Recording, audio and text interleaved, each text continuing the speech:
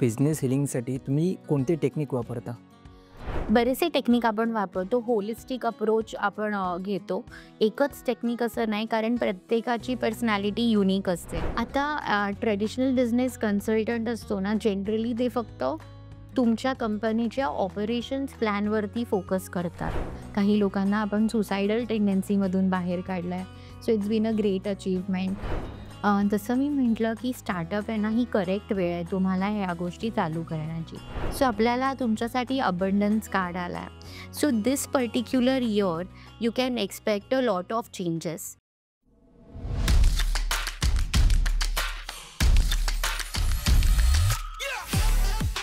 हाय, hello, नमस्कार. गप्पा-टप्पाच्या एका नवीन भागात मी निलेश परब तुमचं सर्वांचं मनापासून स्वागत करतो. आज आपण भेटणार आहोत वसुधा कुलकर्णी यांना.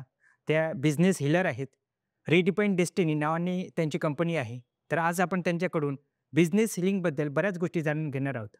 नमस्कार मॅडम. नमस्कार. तुमच्या या पॉडकास्टमध्ये मनापासून स्वागत आहे. तर हे बिझनेस हिलिंग काय आहे आणि ते तुम्ही कधीपासून करता? कसं सुरू झालं? सो आधी मी कॉर्पोरेट एम्प्लॉई होते. 17 वर्ष कॉर्पोरेटचा एक्सपिरियन्स आहे माझा. कॉर्पोरेटमध्ये काम करताना माय रोल वॉज HR ऑपरेशन्स. तर बिझनेस ऑपरेशन आणि CEO बरोबर काम करत होते. त्यामुळे बिझनेसच्या इनसाईड गोष्टी किंवा एखादा बिझनेस चालू कसा करतात किंवा लॉन्च कसा करतात ह्याची बरीच ओळख मी त्यावेळेस करून घेतली. आणि त्यावेळेस मला जाणवलं की पर्सनॅलिटी जी असते बिझनेस ओनरची, ते घरी जसं वागतात किंवा मित्रमैत्रिणींबरोबर जसं वागतात, तसेच ते आपल्या बिझनेसमध्ये वागायचा प्रयत्न करतात.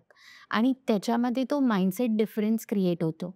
आणि आपल्याला तो बिझनेस माइंडसेट नसल्याने आपण पूर्ण 100% जरी देत असलो बिझनेसमध्ये, तरी आपल्याला हवा तसा रिझल्ट हा मिळत नसतो. आणि त्यामुळे मग मला नेहमी इंटरेस्ट होतं लोकांना रीड करायचा. HRमध्ये असल्याने ती एक इम्पॉर्टंट पॉइंट असतं, की आम्ही इंटरव्ह्यू घेतो लोकांचे, हायरिंग करतो. तर त्यांच्या मनात काय चालू आहे ते कळलं पाहिजे आपल्याला, किंवा जे काही त्यांनी रेझ्युमेवर लिहिलं आहे ते खरंच त्यांचं स्किल सेट आहे का? मग अशी मी सुरुवात केली 2019 मध्ये ग्राफोलॉजीमधून. ग्राफोलॉजी म्हणजे हस्ताक्षर आणि सिग्नेचर ह्याच्यावरून आपल्याला एखाद्याचं कॅरेक्टर, बिहेवियर हे ओळखता येतं. तर तशी मी सुरुवात केली आणि ते मी माझ्या प्रॅक्टिकल कॉर्पोरेटमध्ये अप्लाय करायचा प्रयत्न केला. जेव्हा आम्ही एखादी हायरिंग करायचो, तर आम्ही त्या कॅन्डिडेटची पूर्ण माहिती त्यांच्या डेट ऑफ बर्थवरून किंवा त्यांच्या सिग्नेचरवरून ते सगळं करून आणि मग त्यांची हायरिंग करायचो. सो त्याने असं व्हायचं की एम्प्लॉयी टिकायचा, त्याला हवं ते काम आम्हाला देता यायचं किंवा तो एखाद्या डिपार्टमेंटमध्ये चांगलं करू शकतो, तर ते आम्हाला कळायचं. त्यांचे इथून ग्रोथ कशी होणार ते आम्हाला कळायचं. सो हे मी पॅरलली चालू केलं माझ्या जॉबबरोबरच. मग कोविड हिट झाला, सो वी नो की बऱ्याच गोष्टी बदलल्या कोविडमध्ये. मग तेव्हा जेव्हा वर्क फ्रॉम होम होतं, सॅलरी डिडक्ट होत होती आणि फक्त 50% 60% सॅलरीच येत होती. अँड माझ्यावरती 3 लोकांची जिम्मेदारी होती घरी. माझे आई-बाबा, माझी मुलगी. मग त्यांचं सगळं करणं आणि शाळा वगैरे, we know it's lot of expensive. So तिथून जन्म झाला रिडिफाईन डेस्टिनीचा. त्याच्यामध्ये अशी सुरुवात झाली, की आधी मी फक्त स्टुडंट्स त्यांचं हँडरायटिंग बघून त्यांना मदत करत होते पर्सनॅलिटी इम्प्रूव्हमेंटसाठी. मग हळू कळलं, की बिझनेस ओनर्सला त्याची जास्त गरज आहे. कारण ते सिग्नेचर करतात, त्यांच्या कंपनीचा लोगो असतो, आपण मोबाईल नंबर वापरतो. ह्या सगळ्या गोष्टींमध्ये एक एनर्जी असते. म्हणजे आता रिसेंटली सगळ्या बँकेचे लोगो जर तुम्ही बघितलेत, तर ते खालून ओपन असतात. सगळ्याच बँकेचे लोगो. खालून ओपन असणारे लोगो म्हणजे लॉसेस बेअर करण्याची कॅपॅसिटी. आता जर एखादा स्टार्टअप कंपनी खालून लोगो ओपन करत असेल, तर ते त्यांना तो प्रेशर मॅनेज नाही करता येत, कारण दे आर अ स्टार्टअप. बँकेकडे बॅकअप असतो. त्या बऱ्याच गोष्टी मॅनेज करू शकतात. समजा जर आज बँक ओपन केली, तर त्यांच्याकडे पूर्ण नेक्स्ट 15-20 वर्षाचा प्लॅन असतो, की बँक कुठे घेऊन जायचं आहे आपल्याला, किंवा किती इन्व्हेस्टमेंट आपल्याकडे येतील, किती क्लायंट आपल्याकडे येतील, त्याची मार्केटिंगची सुविधा. पण एखाद्या स्टार्टअपकडे त्या सगळ्या बेनिफिट नसतात. त्यामुळे सायंटिफिक लोगो डिझायनिंग खूप इम्पॉर्टंट आहे. मग लोगोचा फॉन्ट कसा असतो, लोगोमध्ये आपण शेप कोणता वापरतो, कलर कोणता वापरतो, तो आपल्या इंडस्ट्रीला लागणारा कलर आहे की नाही, किंवा त्यांची जी पर्सनॅलिटी आहे. आता समजा एखादा सौम्य माणूस असेल आणि त्याने लोगो वापरला एकदम लाल भडक रंगाचा आणि खूप ॲरो, खूप काटे सगळे टाकलेत, तर अननेसेसरी ठिकाणी त्यांचा राग निघतो.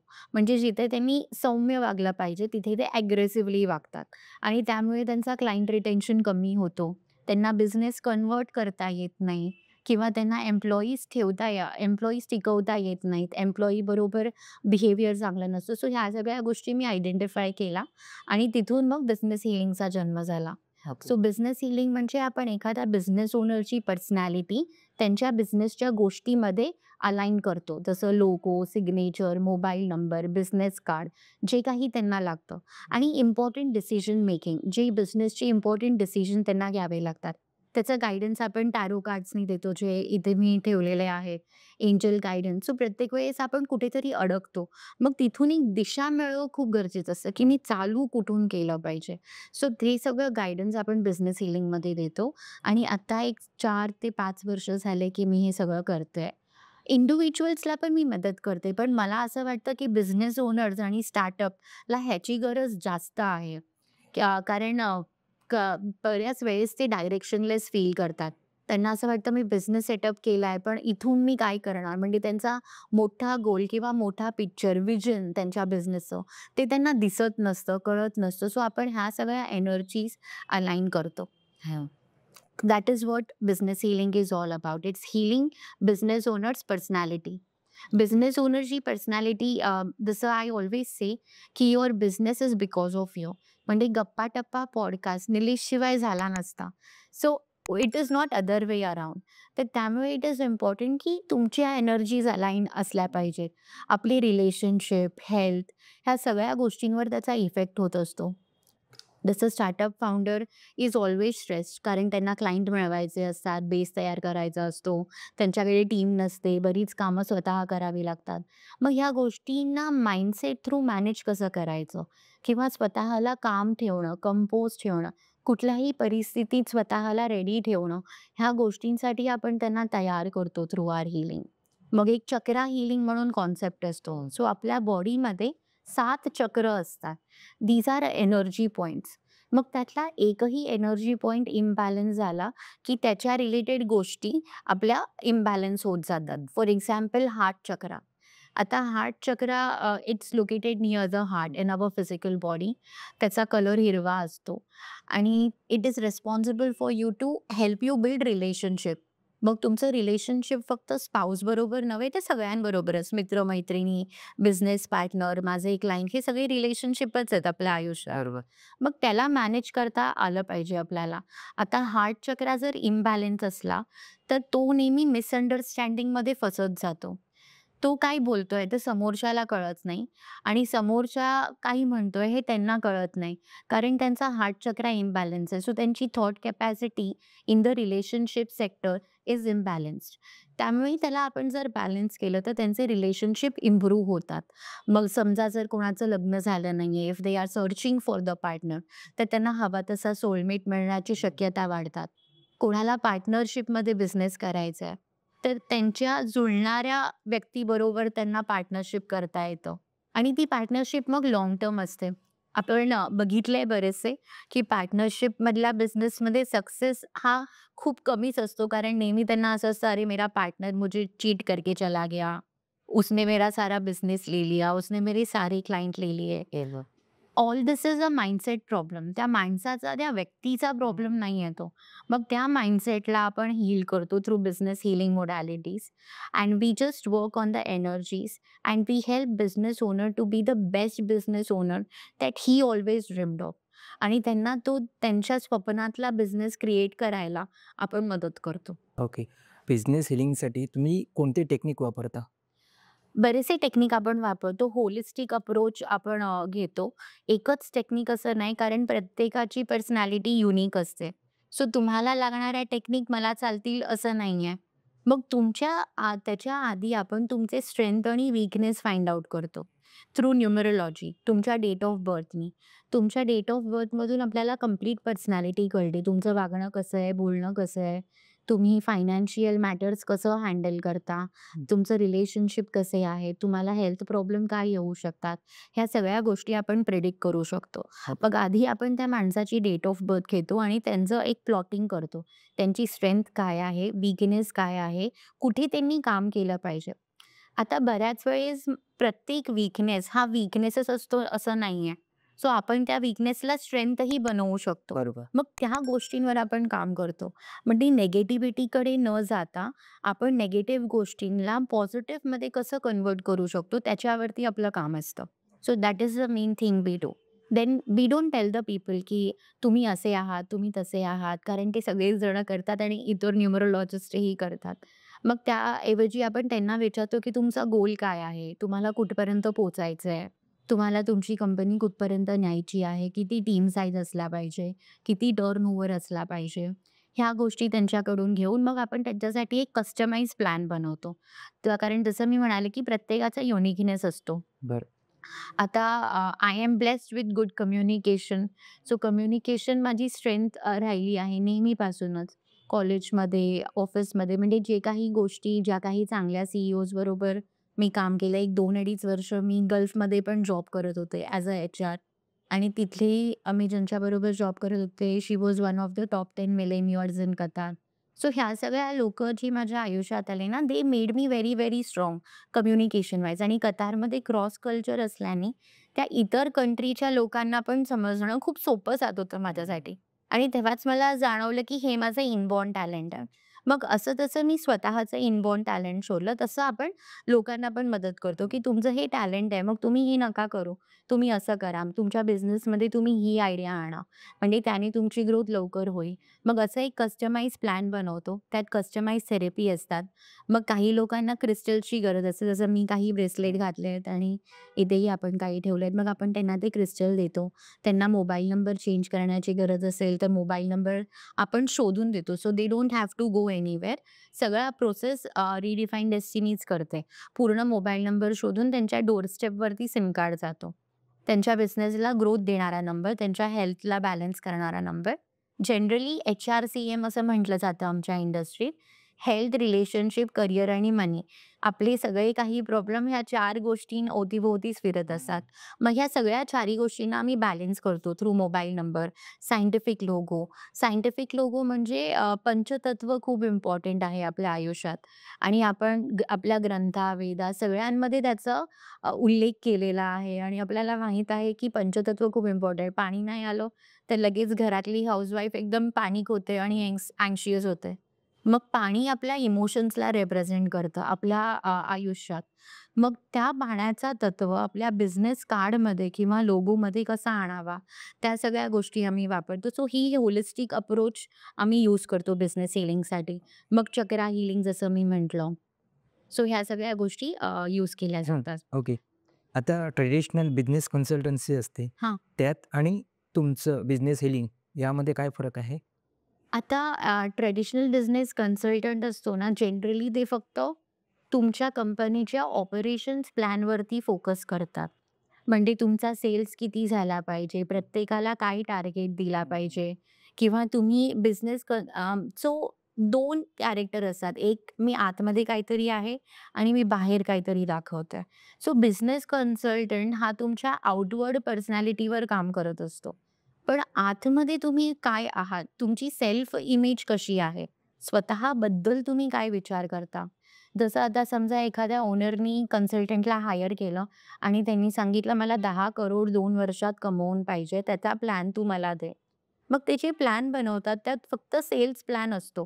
तू 4 सेल्समन घे, त्यांना हे टार्गेट दे, त्यांना ह्या एरियात पाठव, तू सोशल मीडियावर असं कर. पण त्यात त्या बिझनेस ओनरचं स्ट्रेंथ कुठेच नाही आपल्याला दिसत आहे. मग आमच्या बिझनेस हीलिंगमध्ये आम्ही ओनरबरोबर काम करतो आणि टीमला कसं अलाइन करायचं, हे ओनर थ्रू एक्झिक्यूट करून घेतो. कारण त्यांना एकमेकांबरोबर आयुष्यभर काम करायचं आहे. They are the one who are going to work together आणि होलिस्टिक अप्रोच जसं मी म्हटलं, की त्यांची पर्सनॅलिटी कशी आहे, स्ट्रेंथ काय आहे, कॅरेक्टर कसं आहे, मग त्यांचे कोणते चक्रा ब्लॉक्ड आहेत, त्यांचा ऑरा कसा आहे. आता तुम्ही जेव्हा नेटवर्किंगला जाता, so business owner generally networking करत असतात, अवॉर्ड फंक्शन्सला जातात. मग तिथे गेल्यानंतर एक करिश्मा जो असतो, तो कसा आणावा आणि ते आतून येतं. तुम्ही जेव्हा फील करता तुमच्या बिझनेसबरोबर म्हणजे स्वतःला कन्व्हिक्शन असलं पाहिजे, की हा बिझनेसच माझ्यासाठी चांगला आहे. तो पॅशनमधून जेव्हा येतो ना, तेव्हा तुम्हाला पर्पज मिळतो आणि बिझनेस कन्सल्टंट हा पर्पज शोधून देत नसतो. तो फक्त आत्ता असणाऱ्या स्थितीवर काम करत असतो. सो असं आमच्या दोघांचे काम एकदम वेगळं आहे. मी आणि बिझनेस कन्सल्टंट एकत्र काम करू शकतो. म्हणजे मी त्यांना पर्पज आणि पॅशन अलाइन करायला मदत करू शकते आणि ते त्यांच्या आउटवर्ड पर्सनॅलिटीवर काम करू शकतात. ओके. तुम्ही असे काही एक्झाम्पल्स सांगू शकता का, ज्यांनी तुमच्याकडून बिझनेस हिलिंग घेतली आहे आणि त्यांना त्यांच्या बिझनेसमध्ये ग्रोथ झाली आहे? हो, बरेचसे एक्झाम्पल आहेत. आता 10 असे बिझनेस ओनर आहेत, जे आपले फिक्स क्लायंट आहेत फ्रॉम लास्ट 3 इयर्स. मग दरवर्षी जेव्हा न्यू इयर असतो डिसेंबरमध्ये, शेवटचे 2 आठवडे we meet, we sit together and we ideate की पुढच्या वर्षी आम्हाला काय माइलस्टोन गाठायचं आहे. So we have this fix की एव्हरी इयर मी ह्या पॉइंटवरून ह्या पॉइंटवरच जाणार आहे. सो एक सायकॉलॉजिस्ट आहे. वेगळ्या-वेगळ्या प्रोफेशनच्या लोकांबरोबर मी काम करते. कारण it it is business healing. So हे प्रत्येक बिझनेसमध्ये काम करतं. सो एक सायकॉलॉजिस्ट आहेत ज्यांनी चालू केलेलं सायकॉलॉजी. त्यांना खूप पॅशन होतं त्याचं, पण त्यांना क्लायंट मिळवता येत नव्हतं, क्लोजिंग करता येत नव्हती. जेव्हा त्या माझ्याकडे आल्या 2021मध्ये, तेव्हा त्यांनी मला सांगितलं, की "वसुधा, मी सायकॉलॉजिस्ट आहे, पण तरी मला बिझनेस सायकॉलॉजी नाही कळत आहे." म्हणजे बेसिकली बिझनेस हा ॲक्चुअली खूप सोपा आणि कॉमन सेन्सच्या गोष्ट असते. पण आपली अलाइनमेंट आणि आपली रुची त्या फील्डमध्ये किती आहे ते पण खूप इम्पॉर्टंट असतं.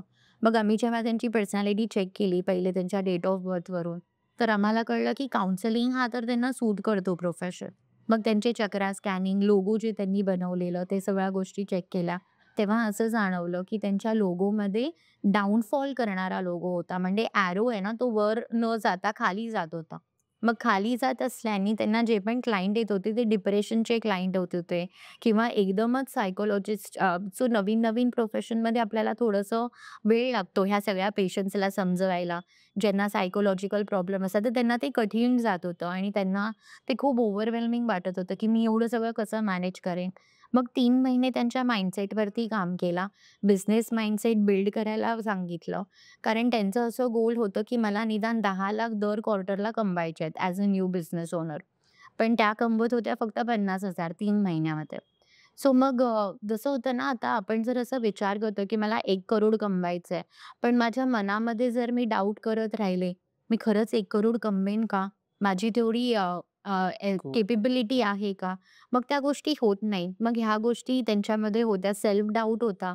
त्यांना वाटत नव्हतं मी वर्दी आहे. मी 10 लाख चार्ज करू शकते, 1 लाख चार्ज करू शकते.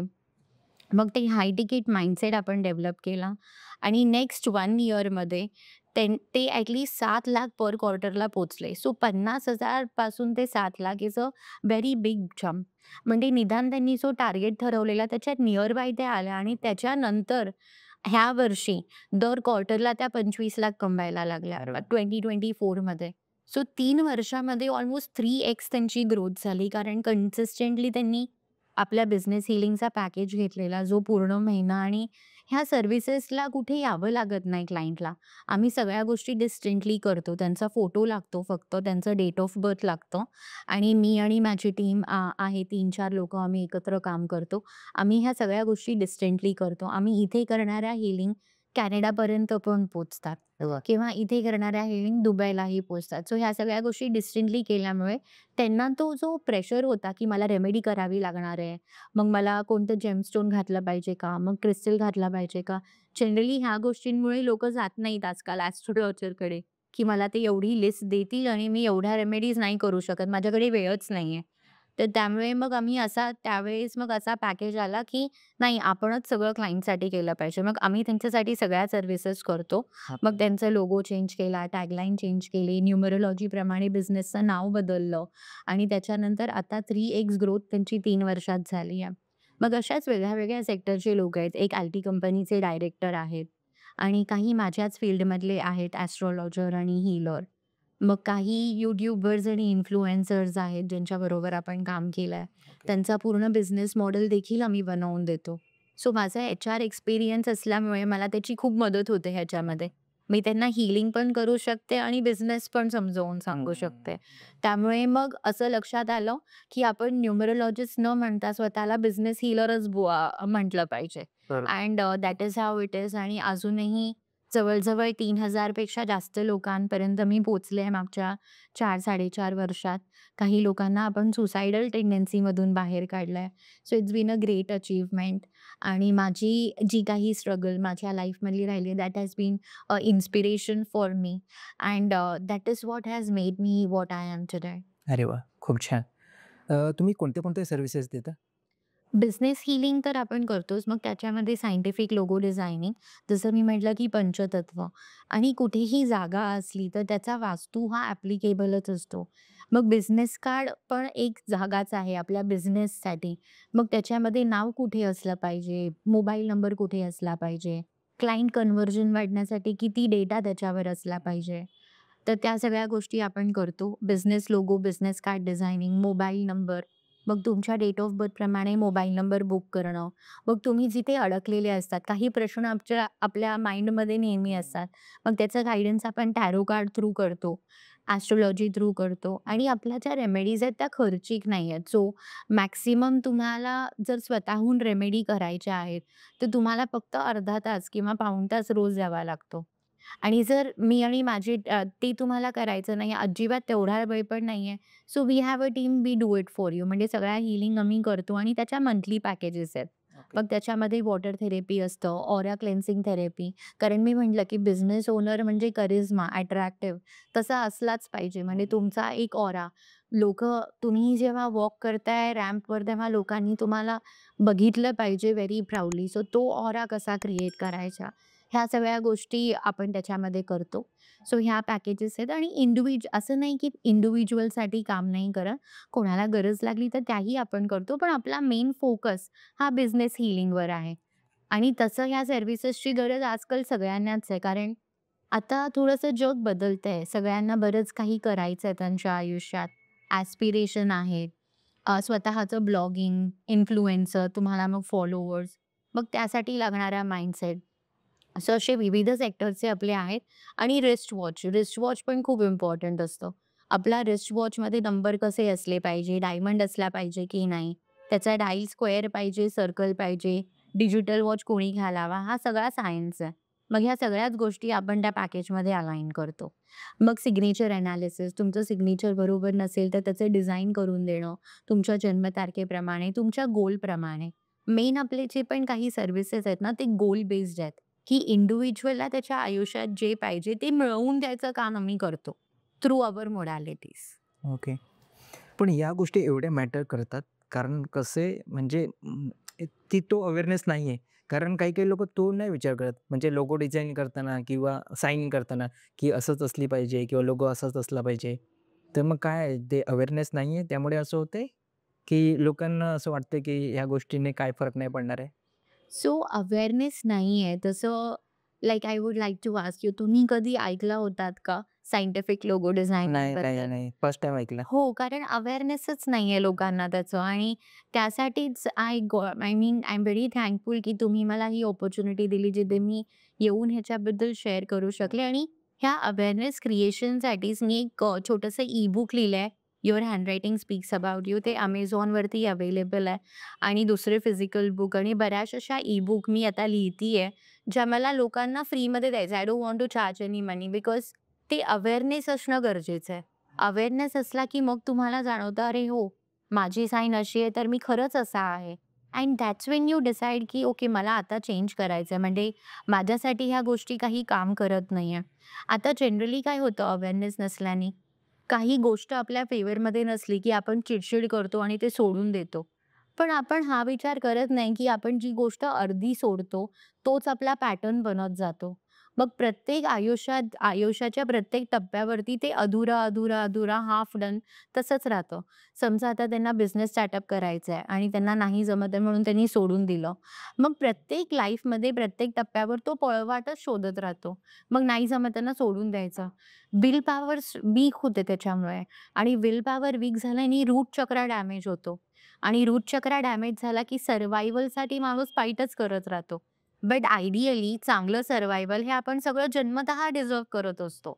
मग त्यासाठी आपण का स्ट्रगल केला पाहिजे? सगळं काही आपल्यामध्येच आहे. We have thought, we have process. We are human being. So आपण चुकी केली तरी त्याला सुधारण्याची सवलत आपल्याकडे आहे, जी दुसऱ्यांकडे नाही आहे. मग ह्या गोष्टींचा वापर आपण चांगल्या गोष्टींसाठी केला पाहिजे आणि त्याचसाठी ही अवेअरनेस असणं खूप गरजेचं आहे. आणि आता तुम्ही बघत असाल लाइक बॉलिवूड ॲक्टर्समध्ये पण ती अवेअरनेस आली आहे. बरेच लोकं क्रिस्टल्स घालायला लागले आहेत. अजय देवगननी त्यांच्या नावामध्ये पण स्पेलिंग चेंज केली आहे. आता त्यांनी त्यांच्या लास्ट नेममधून ए काढून टाकलाय. शेखर जसं शेखर आणि त्याची म्युझिकल पेअर आहे. त्यांचा मग करेक्ट शेखर सुमन नाही, the other Shekhar who is into music director. ते एक I don't remember the other persons name. So त्यांचं म्युझिकल पेअर आहे आणि त्यांनी पण त्यांच्या नावामध्ये बदल केलाय. अच्छा. च तो जो कॉमन लोगो असतो म्हणजे सगळे सीए तोच लोगो वापरतात. आता त्यातही बदल आलाय.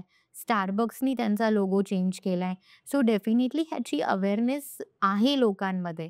पण आपल्या कॉमन माणसांमध्ये नाही आहे. It's somebody who is totally into spirituality त्यांना त्या गोष्टी माहीत आहेत.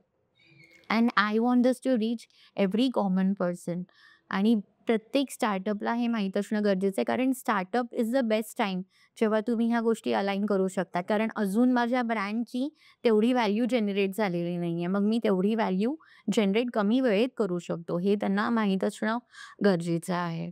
ओके. आता या टेक्निक्सचा जे स्टार्टअप्स आहेत, ते कसा फायदा घेऊ शकतात?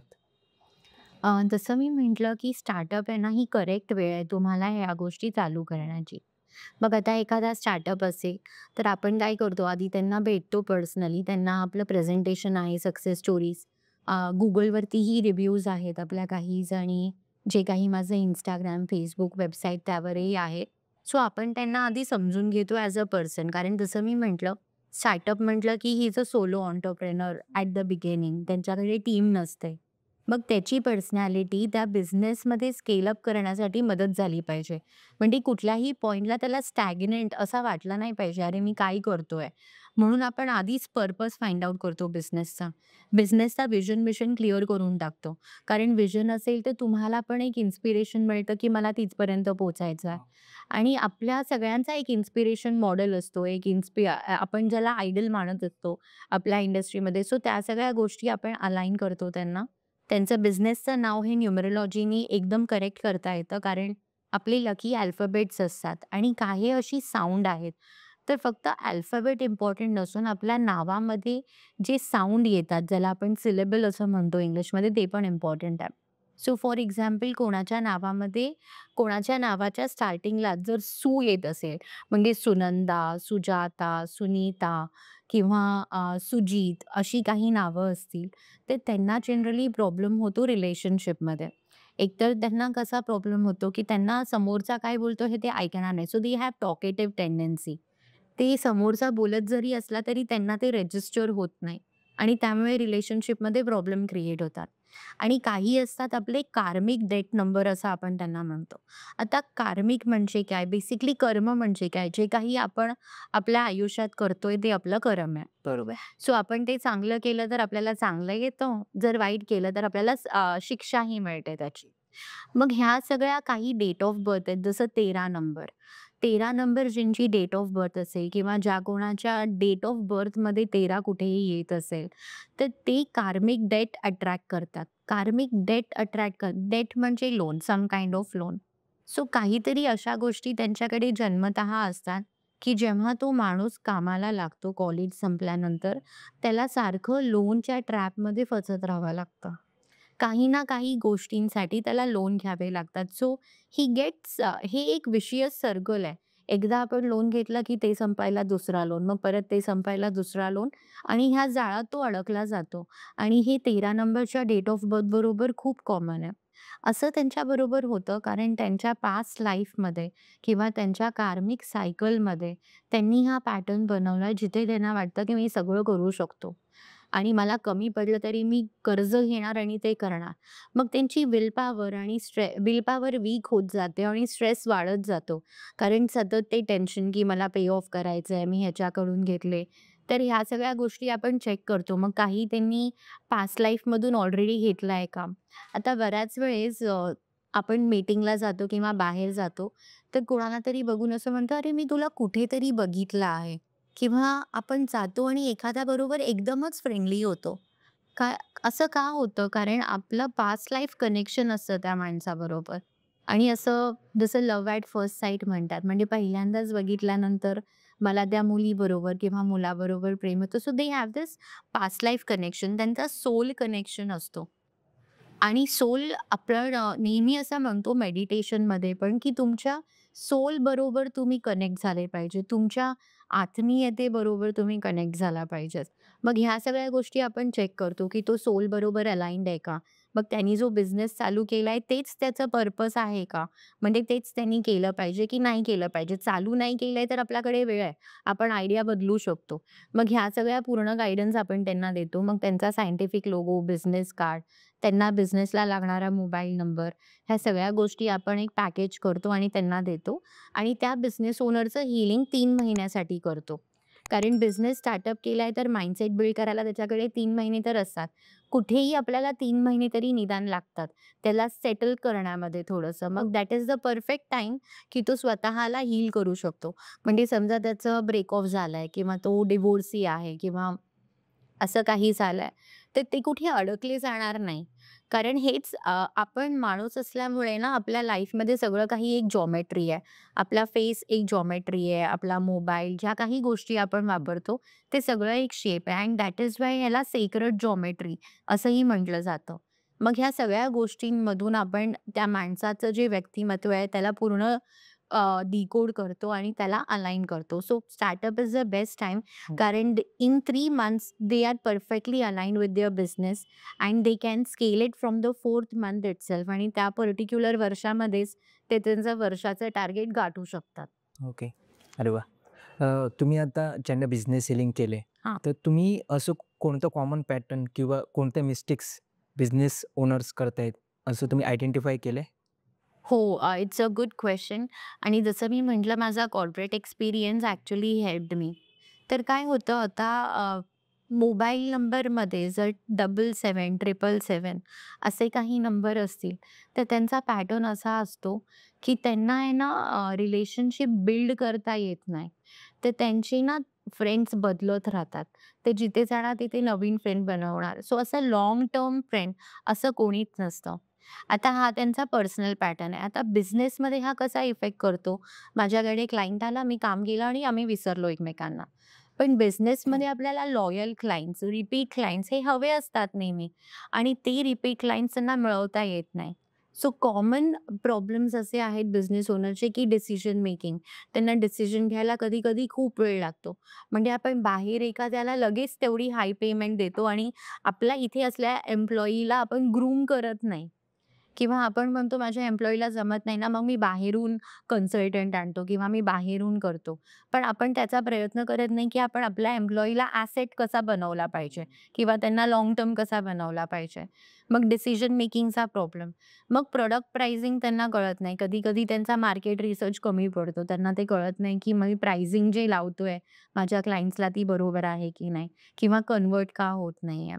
फॉलोअप आता प्रोक्रॅस्टिनेशन जो लेझीनेस आणि प्रोक्रॅस्टिनेशन ठीक आहे मेरी टीम कर लेगी फॉलोअप. मग अकाउंटेबिलिटी आता मी क्लायंटला ऑनबोर्ड केलंय पण ती अकाउंटेबिलिटीच नाहीये.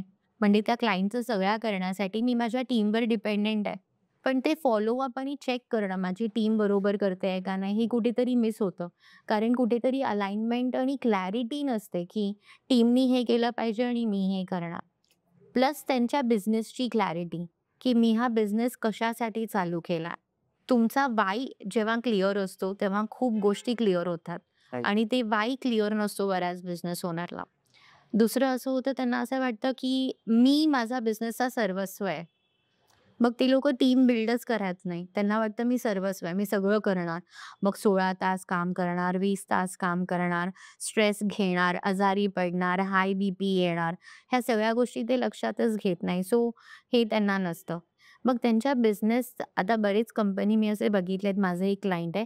ते दर 6 महिन्याला लोगो बदलत होते. बिझनेसचा लोगो हा तुमची आयडेंटिटी असते. बरोबर. आणि ते 6-6 महिन्यात बदलणं म्हणजे कुठेतरी बिझनेस ओनरलाच माहीत नाहीये त्याला काय पाहिजे. बरोबर. सो ह्या सगळ्या कॉमन मिस्टेक्स आहेत, ज्या प्रत्येक बिझनेस ओनर्समध्ये मी बघितलंय आणि त्यासाठीच I came up with this business healing package, की त्यांना ह्या कॉमन गोष्टीतून बाहेर काढून युनिक बनवणं. त्यांचा जो युनिकनेस आहे त्याला बाहेर काढणं. त्यांचा जो इनोव्हेटिव्हनेस, क्रिएटिव्हिटी आहे त्याला बाहेर काढणं. सो ह्या कॉमन गोष्टी मी बघितल्या आहेत, की ज्याच्यामुळे प्रॉब्लेम होतो बिझनेसला. आणि दुसरं जसं मी म्हटलं सेल्फ डाऊट, सेल्फ वर्थ. आता त्यांना त्यांच्या प्रॉडक्टवर भरोसा नसेल, तर ते प्रॉडक्ट कसं विकणार? किंवा त्यांना वाटत असेल, की माझा प्रॉडक्ट 1,00,000ला मी विकू शकत नाही, तर ते कसं विकणार? तर त्यामुळे ह्या सगळ्या गोष्टींमध्ये प्रॉब्लेम होतो. मग मनीबरोबर आपला एक रिलेशनशिप असतो. म्हणजे लहान असताना आपण अशा गोष्टी ऐकत असतो, "पैसे क्या झाड पे उगते हैं." मतलब पैसा क्या मेरे घर के पीछे झाड पे लगाया हुआ है. पैसा दुश्मन है. ह्या सगळ्या गोष्टी आपण ऐकत असतो, की पैसा स्टेटस आहे. तुमच्याकडे पैसा असेल तरच लोकं तुमच्याकडे येणार. ह्या सगळ्या गोष्टी आपण ऐकत-ऐकत मोठे झालो असतो. तर त्यामुळे काय होतं जेव्हा मला पैसे कमवायचे असतात, तेव्हा माझ्या मनामध्ये ह्या सगळ्या गोष्टी आहेत. मग मी असा विचार करते, "अरे नाही 20,000 भेटले ना मला तरी चालेल." कारण पैसा दुश्मन आहे. मी जास्त पैसे कमवले की लोकं माझ्याकडे मागायला येतील. मग माझी दुश्मनी होऊन जाईल. मग मला लोकांना द्यावं लागेल. हा माइंडसेट ते बिल्ड करतात अननोइंगली. पण ह्याचा जन्म झालाय त्यांच्या लहानपणीच. कारण आपला जो बिलीफ सिस्टम आहे तो वयाच्या 10 वर्षापर्यंतच बिल्ड होत असतो. लहानपणी तुम्ही त्यांना ज्यांना भेटता, ज्यांच्याशी बोलता, जिथे बघता, त्यामुळे असं म्हटलं जातं की चांगली शाळा पाहिजे, चांगले टीचर पाहिजे. म्हणजे ह्या चांगल्या व्हॅल्यूज आपल्या मुलांना मिळत असतात. सो 10 वर्षापर्यंतच्या बिलीफ सिस्टमवरती तो आयुष्याचे पूर्ण कितीतरी वर्ष घालवत असतो. बरोबर. मग त्याला ब्रेक करणं खूप गरजेचं आहे. कारण तो पॅटर्न तुम्हाला बिझनेसमध्ये नाही चालत आहे. आता तुम्ही बिझनेसमध्ये असा विचार केला, की मैं इतने में ही खुश हूँ. मग तुम्ही कसं ग्रो करणार? किंवा तुम्हाला जो टर्नओव्हर हवा आहे, जे प्रेझेन्स तुम्हाला डिजिटल प्रेझेन्स हवा आहे. जसं आजकाल digital presence has become very important. If Google can't find you means you don't exist. मग त्यापर्यंत मी कसं पोहोचणार? सो ह्या गोष्टी खूप इम्पोर्टंट आहेत. आता तुम्ही ते कार्ड्स वगैरे ठेवलेत परत ते हे आहेत काय? क्रिस्टल. हां, क्रिस्टल्स. तर याचं काय म्हणजे इम्पोर्टन्स आहे किंवा कसं यूज होतो? ओके. सो बेसिकली हे कार्ड्स आहेत ना, हे गाईडन्स कार्ड आहेत. ओके. सो फॉर एक्झाम्पल मी तुमच्यासाठीच एक गाईडन्स कार्ड पुल काढतोय. Okay. So this is more about the guidance की तुम्हाला सध्या कशाची गरज आहे किंवा काय चेंज केलं पाहिजे. सो आपल्याला तुमच्यासाठी अबंडन्स कार्ड आलाय. So this particular year you can expect a lot of changes.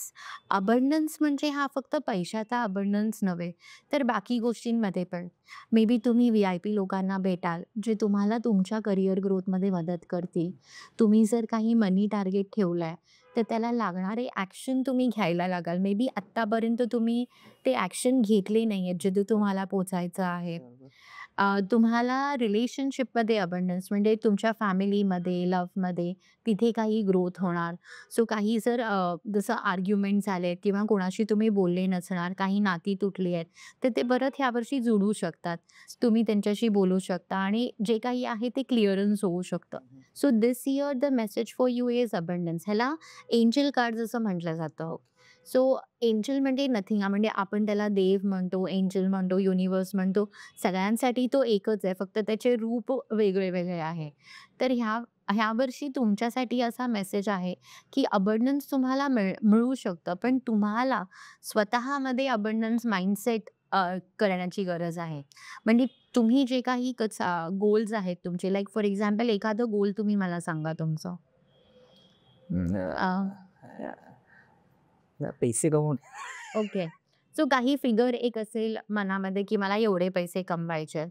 मग तेवढ्या कमवण्यासाठी तुम्हाला काय ॲक्शन लागतात ना, ते तुम्हाला घ्यायची गरज आहे. तो तुमच्यासाठी इम्पोर्टंट मेसेज आहे. बरोबर. कुठेतरी त्याच्यामध्ये काही कमतरता पडली असेल मागच्या वर्षी. So this year you focus on action taking. Right. Okay.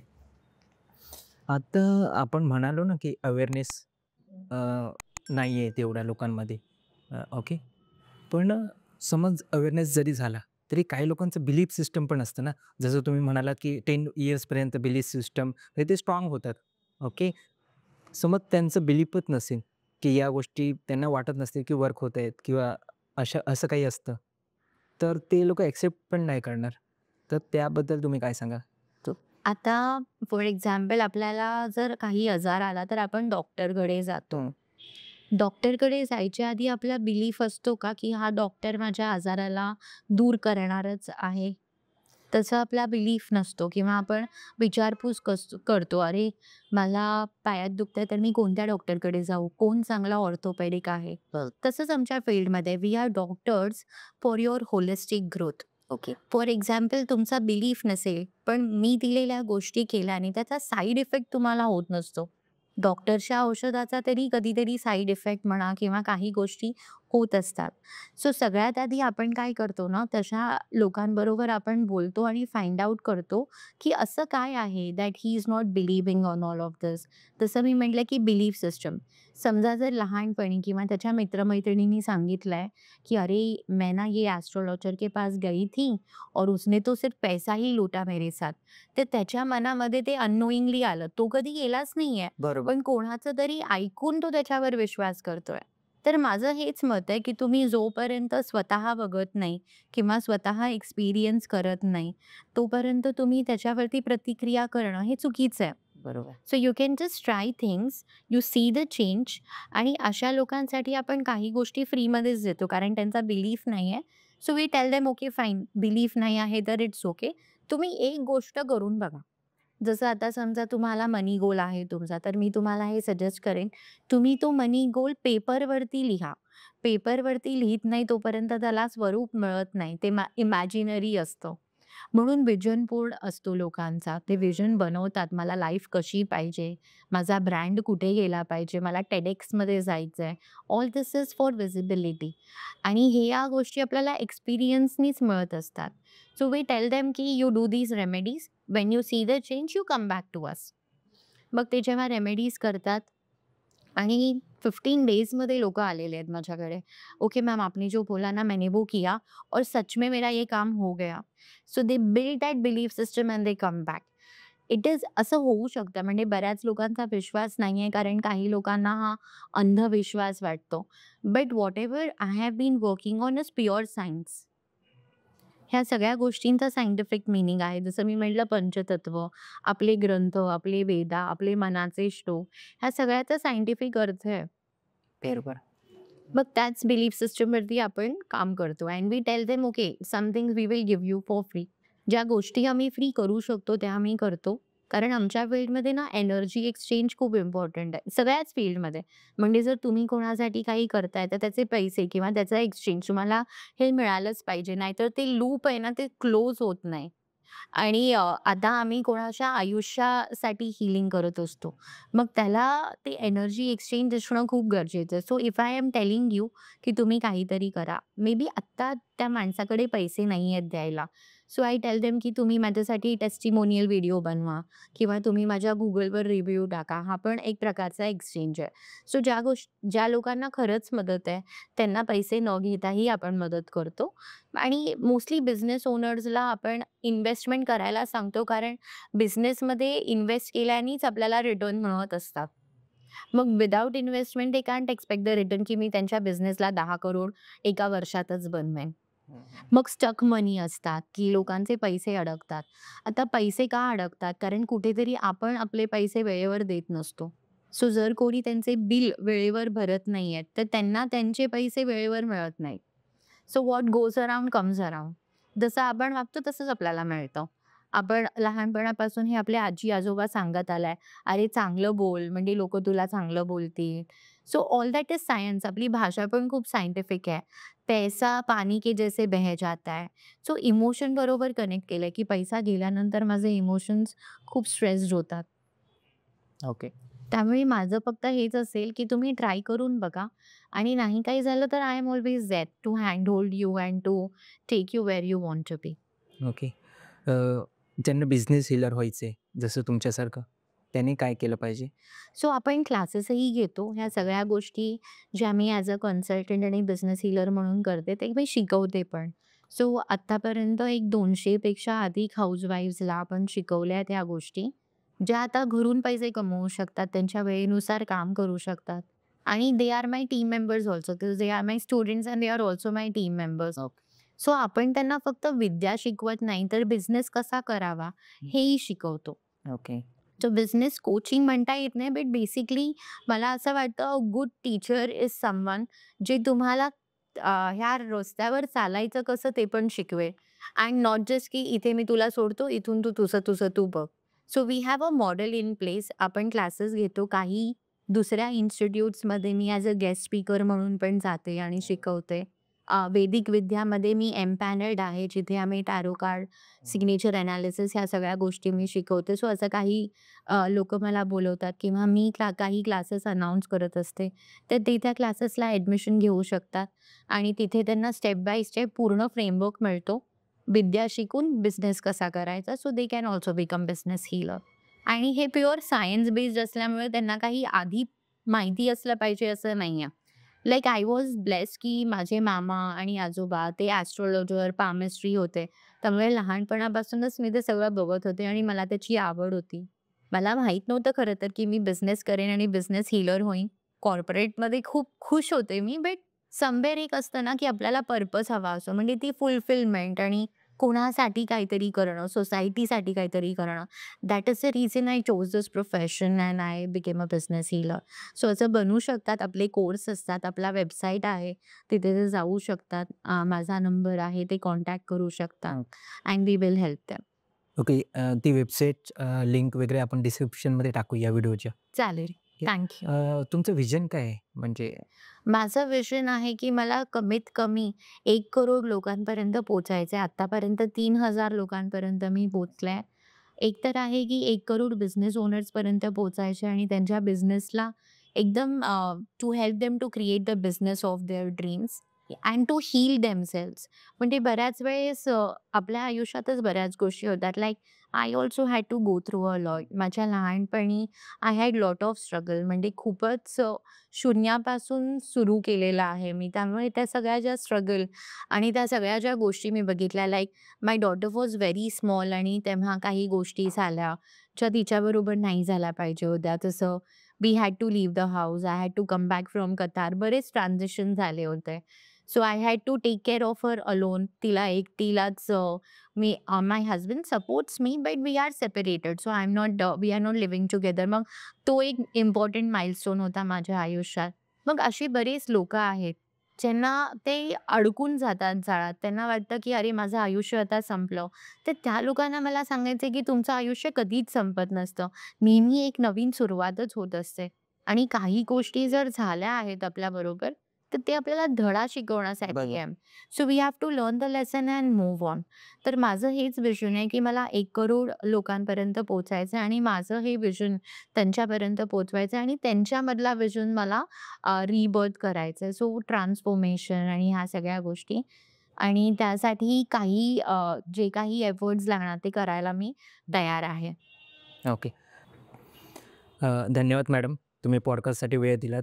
आज आम्हाला बिझनेस हिलिंगबद्दल बऱ्याच गोष्टी तुमच्याकडून शिकता आल्या. तुम्हाला तुमच्या पुढील वाटचालीसाठी NP क्रिएशनच्या टीमकडून खूप साऱ्या शुभेच्छा. Thank you. Thank you so much.